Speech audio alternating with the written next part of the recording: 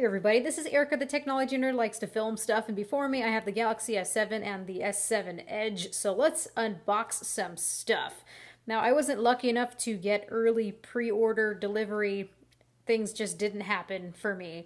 So I've got an interesting mishmash. Here we have the S7. This is an AT&T variant that I picked up at Best Buy. And then we have the T-Mobile variant for the S7 Edge. I'm a little bit curious to see what the carrier experience is going to be like. I've got two SIM cards here. I kind of want to take their respective SIMs and switch them and kind of see what happens. I paid for these full out. I'm not expecting these to be unlocked, but it sure would be nice. And then alongside here, we've got two friends. This is the S6 and the S6 Edge. And this back camera glass is cracked. We will get into this later. I'll explain. Let's unbox. So starting with the S7 dual unboxing. 32 gigabyte.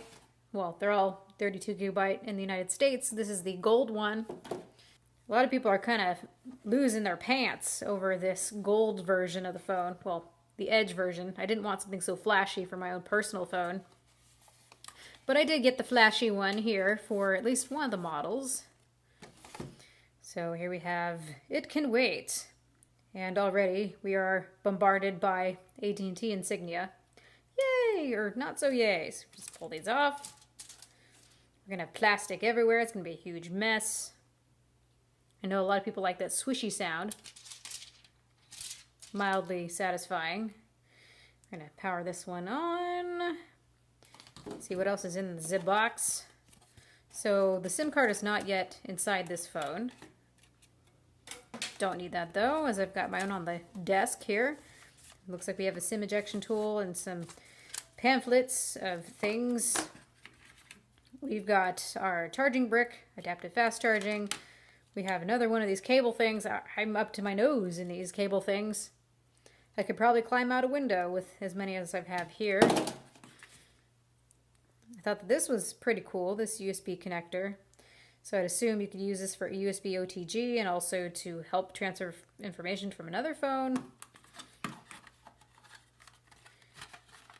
We've got a pair of earphones in this boxy thingy.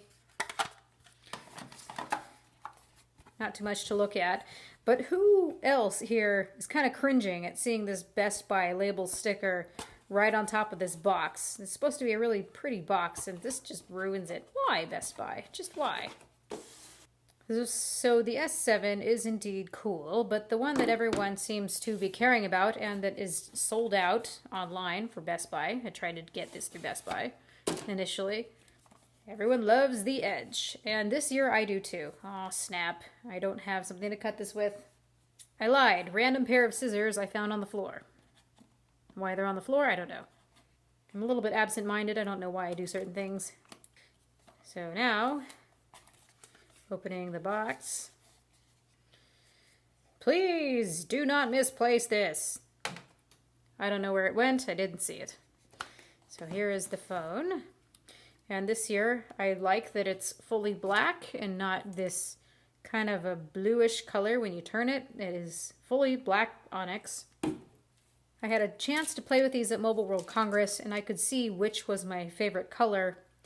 That would have been the white one. Most definitely, I liked that pearly looking white. You're not going to get that in the United States. I'm going to have to see if I can track one down unlocked, because that was my absolute favorite. In terms of what's in the box, it's going to be the same stuff that you saw earlier. I'm sure you guys have seen tons of unboxings. Let's try to not make such a huge mess. So lined up all together, here we have the Galaxy S6 and the Galaxy S7. And I really have liked the way that Samsung has changed just a little bit about the feel, and it has made a world of difference. So these essentially look the same size to me. I really might not know which was what, except for the home button's different, and that curve on the back. But obviously this is a wee bit different.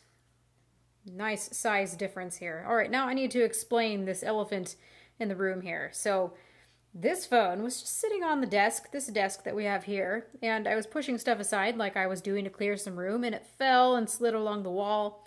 And when I went to pick it up, it looked like this. This is very sad. For all I know, there might be some glass shards that are stuck inside of the optical image stabilization module, and it may not work anymore. So I was very, very pleased to see that Samsung has made this not so protruding. It is quite a difference. I guess along the way down the wall, this is the first thing that hit something. And now this is just not as concerning. Plus you have this little bit of a bump here.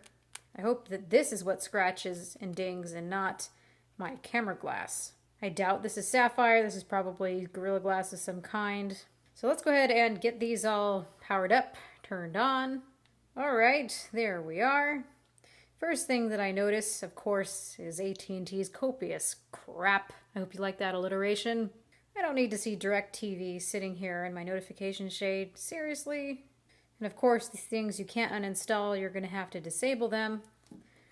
How about the T-Mobile experience? You've got T-Mobile applications on here as well, but nothing hanging out in the notification shade. And how about the back? It says Samsung S7 Edge. I don't see any T-Mobile insignia on this. I really don't like these sticker things. And it leaves residue. So that's nice. I like this much more than this terrible AT&T insignia. So already I think that T-Mobile is winning this unboxing experience. Now when I powered this on, it told me that I can't go any further until I put a SIM in it. So let's go ahead and put an AT&T SIM in it, see what happens. Network lock. This device can be remotely unlocked if eligible. I don't understand why it would not be eligible. I purchased this device. Please use the device unlock application to unlock the device. So let the record be shown that this is locked right out of the box, even though I paid full retail price for it. Hopefully T-Mobile will allow me to swiftly unlock it. I'm sure it's the same case here as well. Invalid SIM card. Yay! Screw you guys. Paying thousands of dollars in phones and having to deal with this. I have to say that I really am digging that onyx black color over the gold one. With how they have it rounded here, this kind of just feels like a stone, like a pebble. Feels like something really organic to put in my pocket. I like that. And compared to last year, I really did not like how the S6 Edge felt. It didn't feel very comfortable in the hand for me. A lot of people railed on me for saying such a thing, but this is much, much better. This is just what I imagined it should have been initially. Also, happily, I finally had time to test out my Gear VR today for the very first time with my Galaxy S6, and unfortunately, I found out that my IPD, my interpupillary distance, is, I think it's a little bit too small for the range that this is one size fit all for. So unfortunately, I cannot get the image to focus. No matter how much I change this wheel around, I can't get a proper focus. And yes, I removed all the plastic and everything. It's just that my pupils do not align to these pupils, if you will. So I can't take this image and focus it on my focal point and my retinas because, well, things just don't line up. So that's a real big bummer because I will never know the awesomeness of what this can offer. A lot of people really talk about this. I've seen on YouTube people do some modifications. I don't know if I'm going to do any of that. It's just a wee bit unfortunate. And honestly, I'm pissed. There should be some IPD adjustment on this. Any cheap pair of binoculars will have such a thing. Why isn't that available on here? There are probably going to be a lot of really mad people. Samsung is really advertising this as a selling point with this phone. Get a free VR. Well, I'm sure many people are not going to be able to use it, unfortunately. Thanks, Oculus. Thanks, Samsung.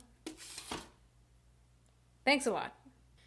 At least this phone is gorgeous, though, and I really can't see at this point why someone would want to go for this unless they want to have the cheaper model. To be fair, last year I was all about this one. I was all about the S6. I did not like the Edge. This display is pretty small, and you have a lot of bent surface area here, so I thought that a lot of the image was distorted. Now you've got a wider 5.5-inch display, and you have more area that is not bent. So I feel that I have more content, and this little bit of a bend isn't as disturbing for me. So I'm going to review these guys side by side. I will use these both as my daily drivers for the next, I don't really know how long, until I'm satisfied and I want to do a full in-depth review. So you guys, please leave your comments in the comment section below. Please leave your questions so that I know what you guys want to see. I know you've seen plenty of reviews already, but what in the very in-depth department do you want to know about these so that I could go and cover that for you? So this has been Erica, the technology nerd, likes to film stuff. Please rate, comment, and subscribe. Really nice phones here.